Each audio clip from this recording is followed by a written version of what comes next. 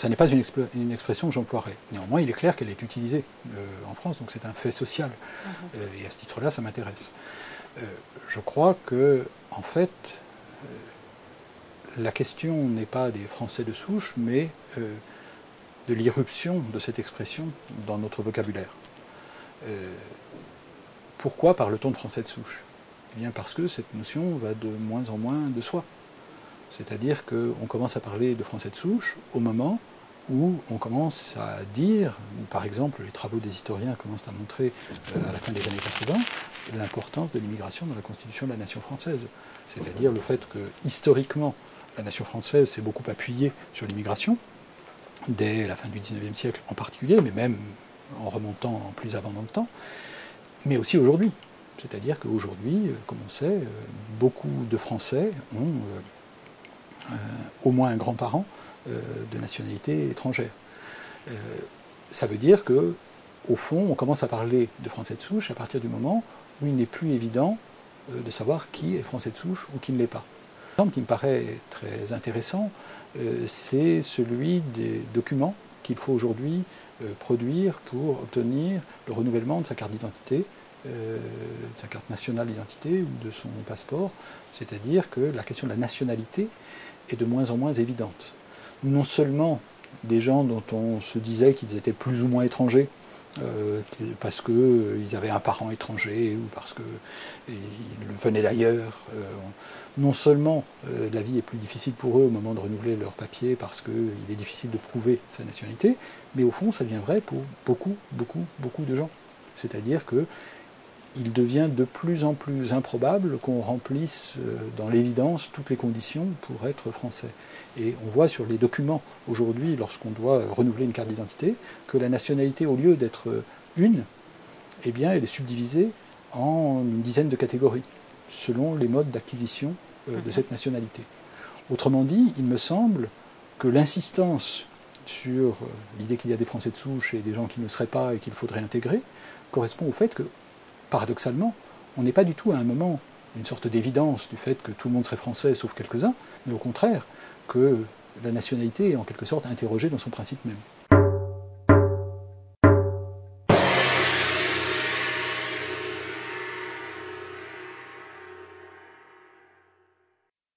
En gros, ça n'est pas la même chose si on va demander à des policiers ce qu'ils pensent des Arabes, des Noirs, etc., ou si on demande à des jeunes qu'est-ce qu'ils pensent de la manière dont ils sont traités par la police. On n'aura pas les mêmes résultats.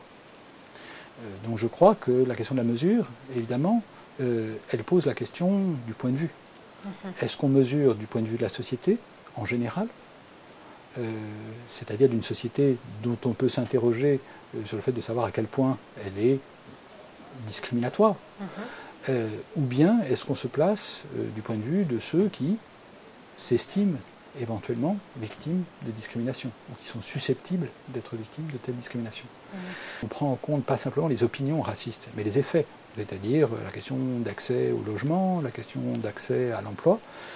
Je crois qu'on a un certain nombre de confirmations empiriques, c'est-à-dire qu'il me semble que ce qui s'est passé depuis une dizaine d'années, c'est qu'on a un déplacement de la perspective. On ne parle plus seulement du racisme, mais des discriminations raciales. La différence, le fait qu'on se mette à parler de discrimination raciale depuis une dizaine d'années, la différence, c'est que, au fond, la question n'est pas tellement de savoir si monsieur machin ou madame truc est raciste. La question, c'est de savoir, est-ce qu'il y a des effets racistes indépendamment des intentions racistes des acteurs sociaux. Exemple, c'est un exemple que je trouve parlant dans mon expérience quotidienne, et j'imagine pas seulement dans la mienne, le fait que dans le supermarché où je vais le plus régulièrement, toutes les caissières sont des femmes, d'une part, et sont blanches d'autre part, et que tous les agents de sécurité sont des hommes et sont noirs. Et que les personnes qui font le ménage sont pour la plupart maghrébines. Ce n'est pas seulement de savoir si les gens sont racistes, mais si la société est raciste. C'est-à-dire, quand bien même, pour prendre un exemple, des gens qui, comme moi, sont universitaires, pourront dire, et je le revendique, ne pas être raciste et même être engagé contre le racisme, le fait est que j'enseigne dans un univers qui est massivement blanc. Donc la question n'est pas seulement de savoir si moi ou mes collègues, nous sommes racistes. Le résultat, c'est quand même qu'il y a une sorte d'uniforme blancheur de l'univers professionnel auquel j'appartiens. Nous sommes partie prenante d'un ordre social qui est organisé sur l'exclusion d'une partie de la population. Donc il ne suffira pas de dénoncer une part de la population qui serait raciste de manière délibérée, de manière revendiquée, de manière visible, de manière volontaire. Mais il s'agit de voir aussi comment c'est un ordre social dans son entier. Autrement dit, la question, c'est pas seulement les autres racistes. En ce sens-là, il me semble qu'on ne peut pas se contenter d'être en quelque sorte en miroir de la pensée raciste. La pensée raciste dit le problème, c'est les autres. La pensée antiraciste peut être tentée de se dire que le problème, c'est les autres. Alors ce ne sont pas les mêmes. Ce sont les autres racistes et non plus les autres raciaux. Mais je crois qu'il est important de se dire, si c'est la société dans son fonctionnement, ça veut dire que, non pas que nous sommes tous responsables, mais qu'en tout cas, nous sommes tous partie prenante. C'est un ordre social auquel nous appartenons tous.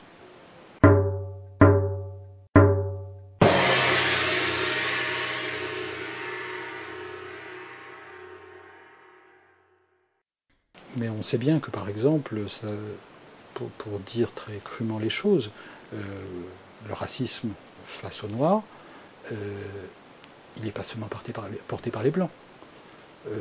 Il est aussi, enfin, et je veux dire non seulement qu'il est également porté éventuellement par les Arabes, mais aussi par les Noirs eux-mêmes. C'est-à-dire que la question du racisme, encore une fois, elle n'est pas simplement à renvoyer chez quelques-uns. On sait bien que, par exemple, la question des différences de couleur de peau entre Noirs devient un enjeu. De ce point de vue-là, ça n'est pas propre d'ailleurs aux questions noires. On sait bien qu'il y a un antisémitisme juif. C'est-à-dire qu'il y a, pour certains juifs, une manière de considérer que d'autres juifs sont embarrassants, sont pas présentables. D'autre part, me semble-t-il, une manière différente, complémentaire, de retourner le stigmate racial. C'est-à-dire, non pas de l'effacer, non pas de considérer qu'au fond, tout cela n'existe pas puisque nous sommes tous les mêmes, ce qui bien sûr est vrai, mais de considérer que la meilleure arme pour contester cette assignation raciale, eh bien, c'est de la reprendre à son compte, mais peut-être différemment. Donc ça veut dire qu'il peut y avoir un mouvement noir, ou ça veut dire qu'il peut y avoir un mouvement comme les indigènes de la République, qui, me semble-t-il, sont constamment, bien sûr, menacés par le risque d'accepter la catégorie raciale subie, mais qui en même temps vise à chaque instant à la retourner, c'est-à-dire qui entrent dans des catégories, mais pour mieux les déjouer. Donc il me semble que de ce point de vue-là, l'acceptation d'une position raciale peut prendre un sens différent. Dans un cas, il s'agit en quelque sorte de se résigner à cette vision du monde racial. Dans l'autre cas, il s'agit de contester cette vision racialisée, alors même qu'on en emprunte le vocabulaire et les catégories.